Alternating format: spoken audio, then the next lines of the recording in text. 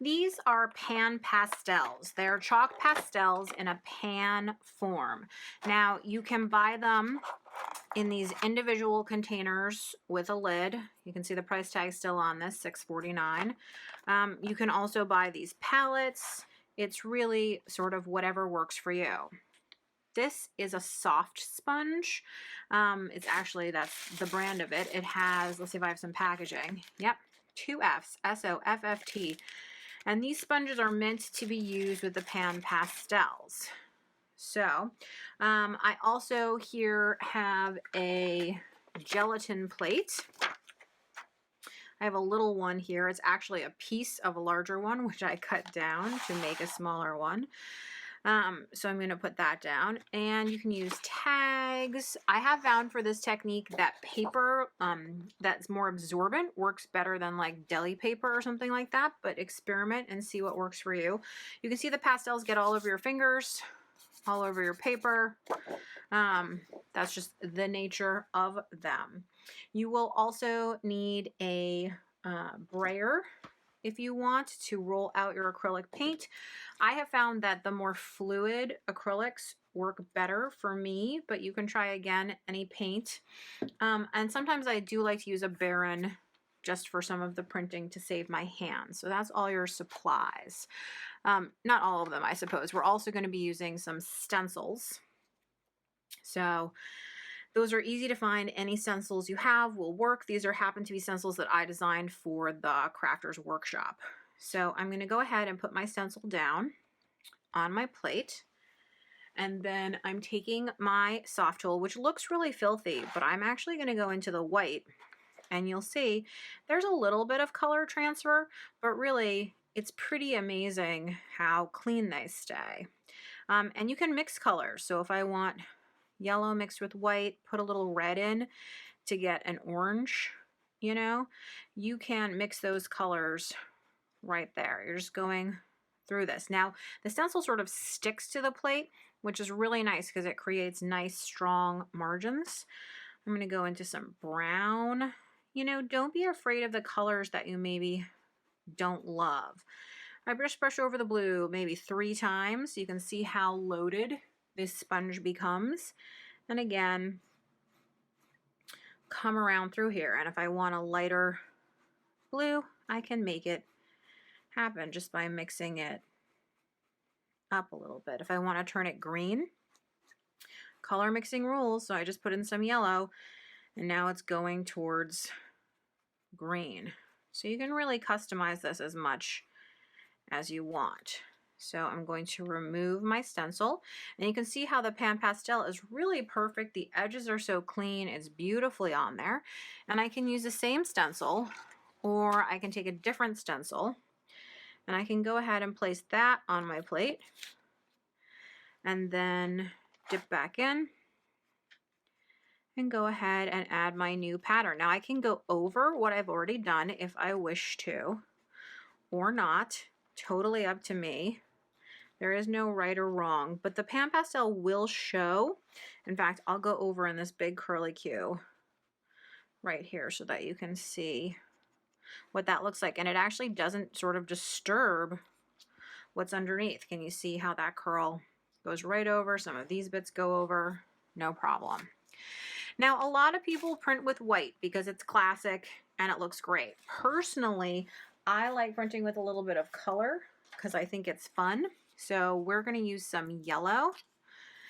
You want to put not a lot of paint onto your plate. That's one of the keys to this, is you want to do what you think the amount of paint should be. Then I'm going to take my brayer and roll across on here. And I like to roll also in the opposite direction. I clean my brayer just by rolling it off right here. Then I'm going to take a piece of paper, and I'm going to actually try to get 4 prints onto the single piece of paper. So I'm going to try to nestle this up in the corner. Rub with my hand, rub with the Baron. You just want to get that to transfer. So let's see how we did. Ooh, looks pretty fantastic. You can see how vibrant the color is. So I have found that you can usually get about 4 prints. You don't have to stay with the same paint color either. So we're using yellow here, but I can switch for the next one and we can see what else we get. But it will get, the pan pastel will get paler as we continue. So this time I want to nestle the print in the next area. So I'm just moving it right over. Same process, just push and go ahead on over it like so. Dun, dun, dun, dun, dun, dun, dun, dun. And you can see our second print looks equally as fantastic, frankly. So now we can switch colors. Let's try going with this green, which is going to be interesting because there's already some green in here. Maybe a little more paint than that, but not much.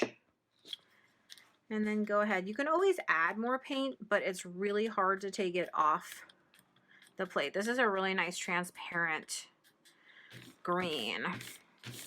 So I'm going to go ahead now and calculate, see if I can print it just in this one area.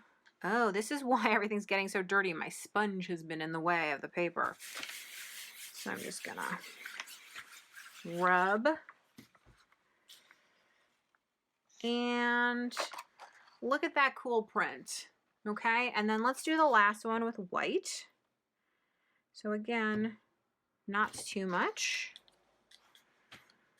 Go ahead and roll it out. Make sure to roll across as well. Clean the brayer. The last one. It's the last one. And I'm gonna rub. The Baron just saves my hand when I'm doing a ton of printing. It's not a necessary tool. It's just like a fun thing that I already owned, so it was easy to use. I'm guessing I could actually probably get one more print after looking at this one. But check it out. I mean, these are 4 prints. We used yellow for these 2. We used the green for this one, and then white on this one. And you can see that the color, especially the red there, stayed really vibrant through so much of it. So super fun, super easy. Let's talk about cleaning for just 1 second. So first, to clean your soft tool if you wish, just use a paper towel and you just sort of rub it over the paper towel until it's clean, or until it just doesn't, it doesn't need to look clean. It just needs to be the point where the pan pastels don't come off anymore. I'll be 100% honest and say I rarely, if ever, clean my tools, but you can, and that's just how you do it. Super easy. Then, if you want to clean, because this is stained, it's not coming off on my hand, but the plate is stained, you're going to use baby oil. And this is a tip that I learned from Birgit Koopsen from the Netherlands. And the whole pan pastels on the plate is something I learned from her too. So you should check her out. She's got lots of great jelly tutorials of all kinds. But you can see how the baby oil just takes it right off. Pretty cool, right? So that's no longer staining your plate at all. And I like to make sure that my plate's pretty clean. So it looks good. So another thing that I've been experimenting with that you can do is you don't need a stencil. You can take your soft tool and like, let's do a landscape. So I'm just gonna go ahead in here, just like you would paint with pastels at any point. And I don't have a green, so I don't need one because I can mix it. Because you can see now that the yellow and the blue is making for a green, which is coming up. And I can add some white if I want to get a kind of areas of light and dark. I can add more blue in places that I want it to be a little bit darker, but you just keep blending and working at it, and you can see we're going to build a little hill here. Okay, so now I'm ready to switch into some sky. So I'm going to go to this blue, and let's get some sky in here. Now they do have smaller tools so that, or they have larger plates. So if you wanted to make something that was a little more delicate, shall we say, rather than this sort of chunkiness here, you rock on with your bad self. You can do that 100%. So I have a sky, but I want to actually mix in some white because I want to be a little variation, some, as Bob Ross would say, maybe some happy little clouds potentially that you could be seeing in the sky. Okay, I'm just having fun with that. And then, and again, you can clean your tool just on a piece of paper towel. Then if I want to put like some trees in, I'm going to use the edge of the tool, go into the brown. Let's see, tree, maybe make a big tree down here at the front, because you can see that you can layer this really easily. So I'm going to do some branches.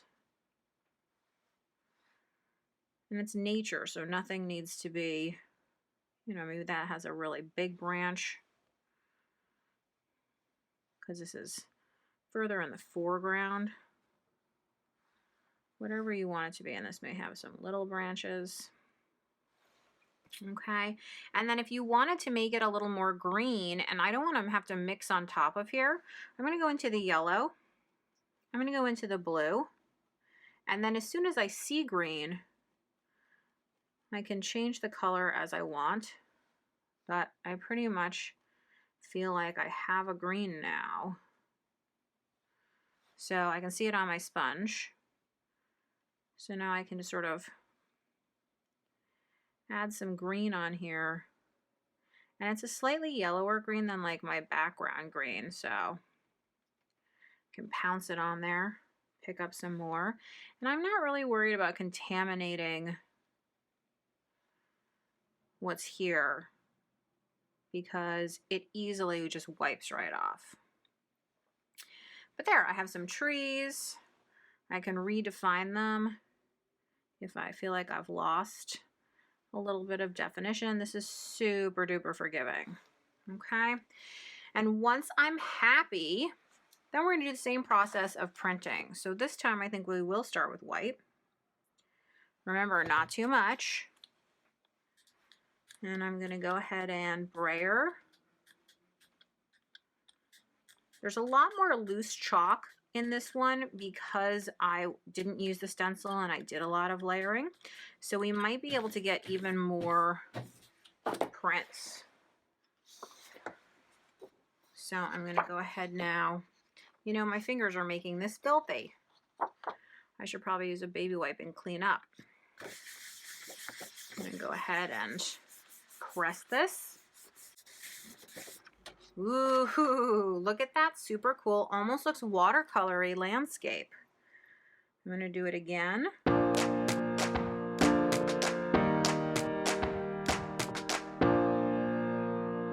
So you can see my sort of disappearing landscape. It starts off really vibrant, gets a little less so, a little less so, a little less so. But the fun part is you could certainly go back in here and add it or change it into something as the ghost prints become lighter and lighter. But you don't need stencils to do stuff that's really cool with monoprinting.